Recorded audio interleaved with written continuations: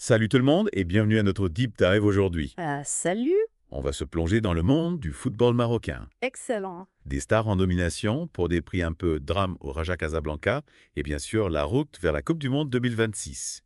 Oui, oui, Accrochez-vous, ça va être intéressant. j'ai hâte. Absolument. Alors commençons par les 3 joueurs marocains, nominés pour les prix The Best de la FIFA. Oui. C'est incroyable.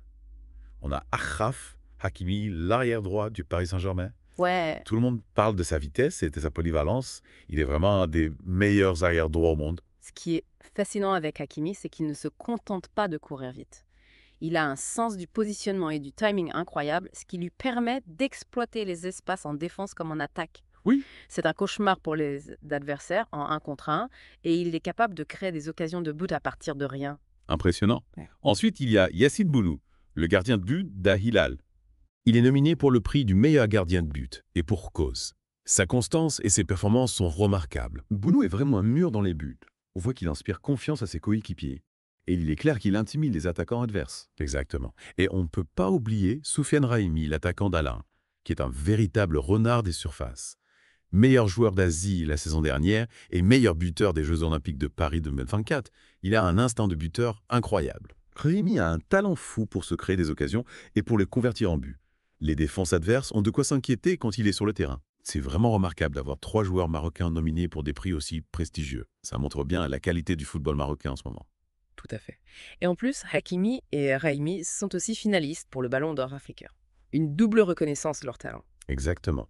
En parlant de football marocain, il y a eu un peu de drame du côté du Raja Casablanca dernièrement. Oui, leur défaite contre l'AS FAR a fait beaucoup de bruit. Après cette défaite, en ouverture de la phase de groupe de la Ligue des champions d'Afrique, des rumeurs ont circulé disant que le président du Raja Adil Hala envisageait de démissionner à cause des critiques.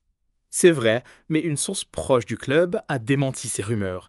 Apparemment, Hala est déterminé à redresser la situation et à remettre le Raja sur la voie du succès. Tant mieux pour les fans du Raja. Mais parlons un peu du match lui-même. La SFAR a gagné 2-0, avec des buts d'Ahmed Hamoudane et Khalid Tourkane. Est-ce que cette défaite révèle des problèmes plus profonds au sein du Raja ou est juste un faux pas? C'est une question intéressante. Le résultat est inquiétant, c'est sûr, mais je ne pense pas qu'il faille enterrer le Raja tout de suite. Ils ont déjà prouvé qu'ils étaient capables de rebondir. Ceci dit, cette défaite met en lumière certaines faiblesses, notamment au milieu de terrain. D'accord. Donc pour le prochain match, le Raja se déplace en République démocratique du Congo pour affronter Manime Union et l'ASFA reçoit les Sud-Africains de Mamelodi Sundowns. 2 matchs cruciaux pour les 2 équipes marocaines. Absolument. Ils doivent impérativement rebondir après leur premier résultat s'ils veulent espérer se qualifier pour la suite de la compétition. Bon, on change de continent maintenant en direction l'Europe, où la course à la qualification pour la Coupe du Monde 2026 bat son plein. Ah oui, la Coupe du Monde. Un événement qui fait vibrer le monde entier. Et cette édition 2026 promet d'être encore plus palpitante avec le passage à 48 équipes.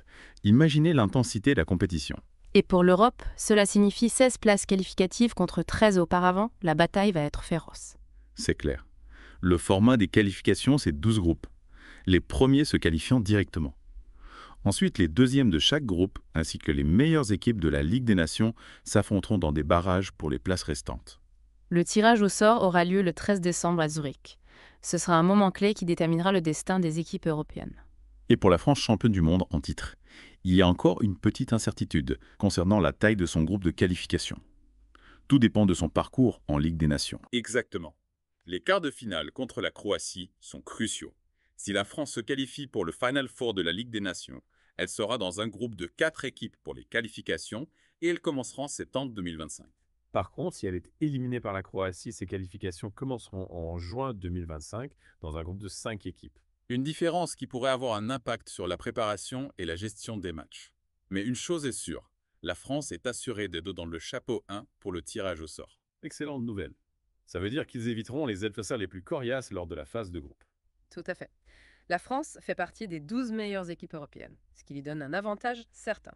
Pour vous donner une idée du niveau de compétition, on peut passer en revue les équipes dans chaque chapeau. Parfait.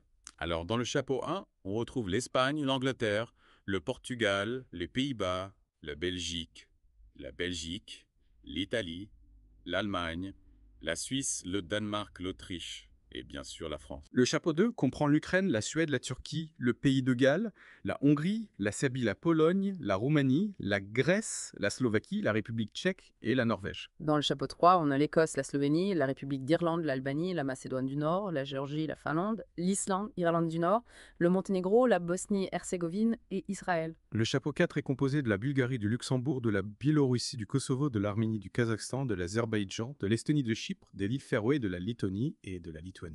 Et enfin, le chapeau 5 comprend la Moldavie, Malte, Andorre, Gibraltar, le Liechtenstein et Saint-Marin. Avec autant d'équipes de haut niveau, le tirage au sort promet d'être passionnant. On peut s'attendre à des groupes très disputés avec des surprises possibles. Imaginez un groupe avec la France, la Turquie, l'Écosse et la Bulgarie. Ce serait un vrai défi. Oui, la route vers la Coupe du Monde 2026 s'annonce semée d'embûches pour toutes les équipes européennes. C'est ce qui rend la compétition si captivante.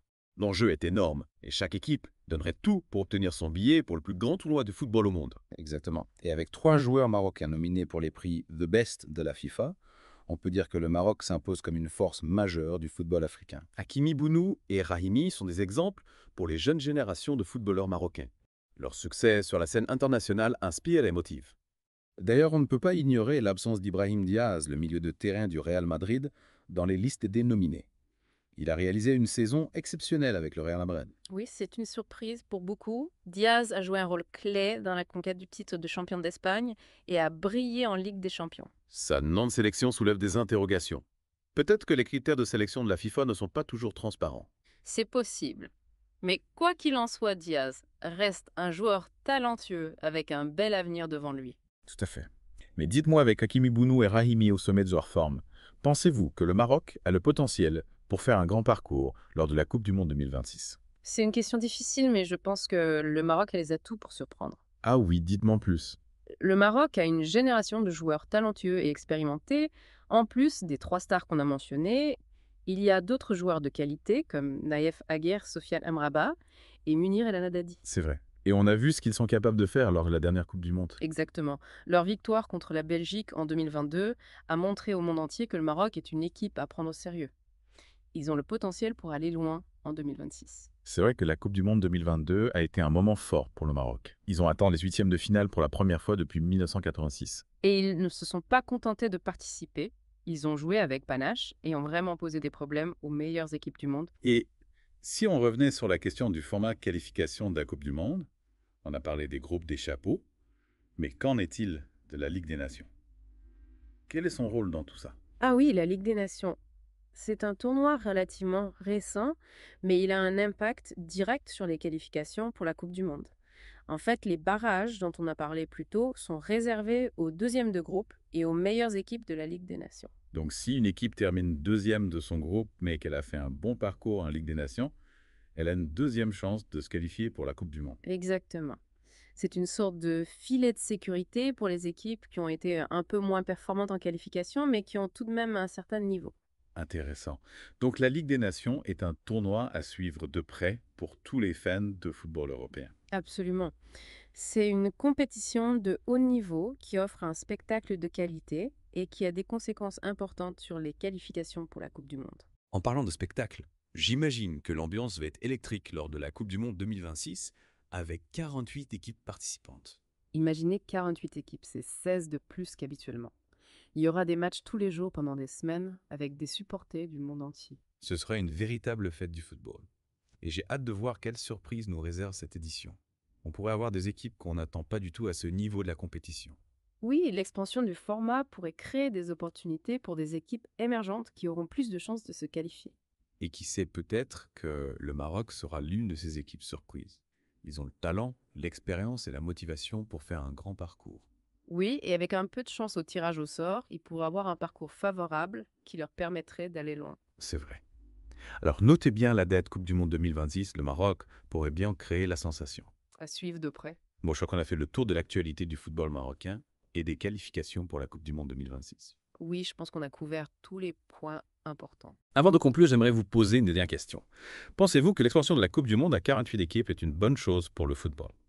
C'est une question qui suscite beaucoup de débats. Il y a des arguments pour et contre.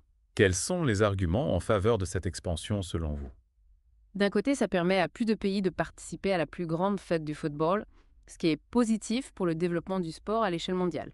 Ça donne aussi l'opportunité à des équipes moins connues de se mesurer aux meilleurs. C'est vrai, ça pourrait donner lieu à de belles surprises et à de belles histoires. Exactement. Et puis d'un point de vue économique, l'expansion de la Coupe du Monde génère plus de revenus pour la FIFA et les pays hôtes, ce qui peut avoir un impact positif sur les infrastructures et l'économie locale. Mais il y a aussi des arguments contre, n'est-ce pas? Oui, bien sûr. Certains critiques craignent une dilution de la qualité du tournoi, avec des équipes moins compétitives qui pourraient rendre les matchs moins intéressants. Je comprends ce point de vue. Il y a aussi la question du calendrier qui est déjà très chargé pour les joueurs. Avec plus de matchs, le risque de blessures et de fatigue augmente. C'est vrai. Et puis, l'organisation d'une Coupe du Monde à 48 équipes est un défi logistique énorme pour les pays hôtes qui doivent avoir les infrastructures nécessaires pour accueillir autant d'équipes et de supporter. Donc il y a des avantages et des inconvénients à prendre en compte. Seul l'avenir nous dira si l'expansion de la Coupe du Monde aura un impact positif ou négatif sur le football. En tout cas, ça promet d'être une édition passionnante et pleine de rebondissements. Absolument, on a hâte d'y être. En attendant, on vous remercie d'avoir suivi ce deep dive sur le football marocain et les qualifications pour la Coupe du Monde 2026. Merci à vous.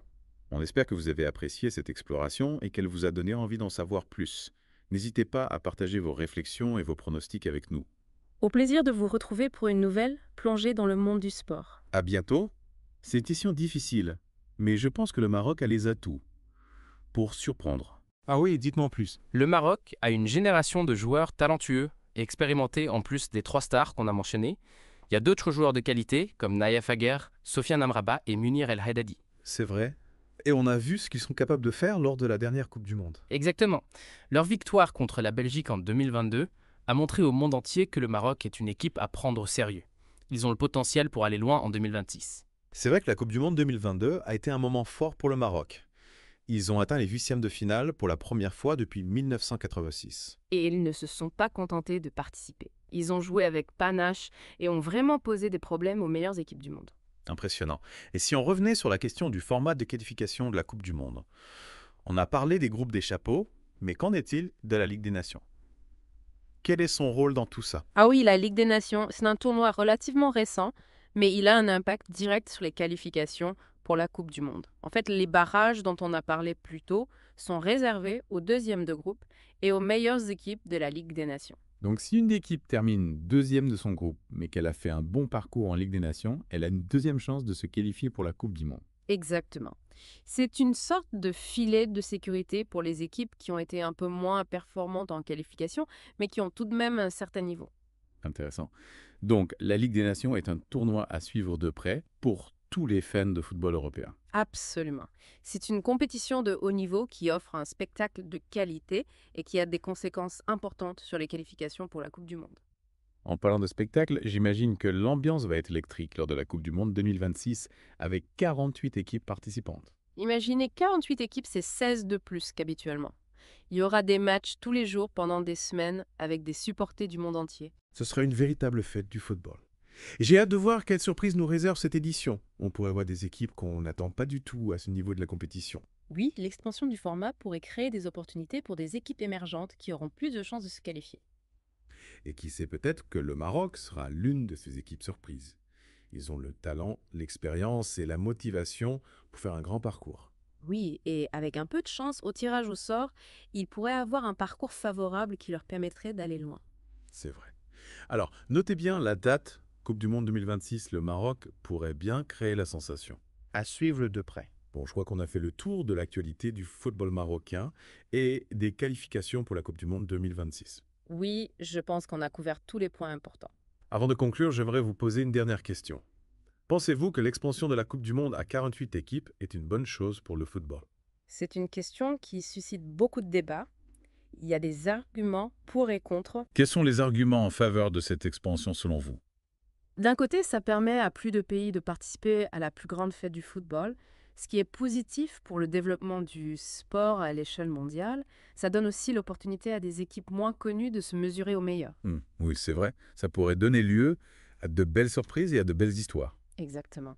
Et puis, d'un point de vue économique, l'expansion de la Coupe du Monde génère plus de revenus pour la FIFA et les pays hôtes, ce qui peut avoir un impact positif sur les infrastructures et l'économie locale. Mais il y a aussi des arguments contre, n'est-ce pas? Oui, bien sûr. Certains critiques craignent une dilution de la qualité du tournoi avec des équipes moins compétitives qui pourraient rendre les matchs moins intéressants. Oui, je comprends ce point de vue. Il y a aussi la question du calendrier, qui est déjà très chargé pour les joueurs. Avec plus de matchs, le risque de blessures et de fatigue augmente. C'est vrai. Et puis l'organisation d'une Coupe du Monde à 48 équipes est un défi logistique énorme pour les pays qui doivent avoir les infrastructures nécessaires pour accueillir autant d'équipes et de supporters. Donc il y a des avantages et des inconvénients à prendre en compte. Seul l'avenir nous dira si l'expansion de la Coupe du Monde aura un impact positif ou négatif sur le football. En tout cas, ça promet d'être une édition passionnante et pleine de rebondissements. Absolument. On a hâte d'y être. En attendant, on vous remercie d'avoir suivi ce deep dive sur le football marocain et les qualifications pour la Coupe du Monde 2026. Merci à vous. On espère que vous avez apprécié cette exploration et qu'elle vous a donné envie d'en savoir plus. N'hésitez pas à partager vos réflexions et vos pronostics avec nous. Au plaisir de vous retrouver pour une nouvelle plongée dans le monde du sport. À bientôt, à bientôt.